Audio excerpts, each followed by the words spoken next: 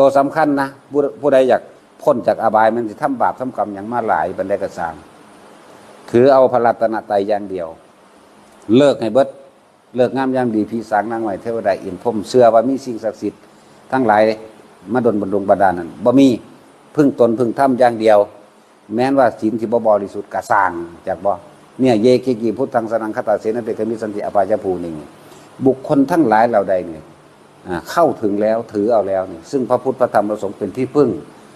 บุคคลทั้งหลายเหล่านั้นย่อมเป็นผู้ห่างไกลจากอบายภูมิเนี่ยอบายภูมิมีปหายมนุสังเทหังนี่จะมีเทวดาและมนุษย์เป็นทางไปเท่านั้นเนี่ย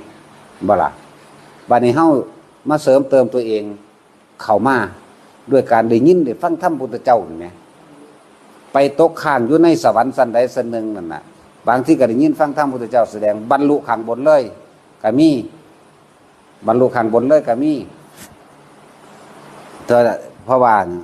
ถ้าเฮาท่านพระพุทธเจ้าองค์ใดองค์หนึ่งแสดงธรรมเฮาก็บรรลุทีเดียวเลยก็มีเพราะว่าบรรลุทีเดียวนี่บ่แม่นถึงอรหันต์กะสางตัวตามธรรมดาแล้วเฮามีทุนเก่าคือการได้ยินได้ฟังธรรมนี้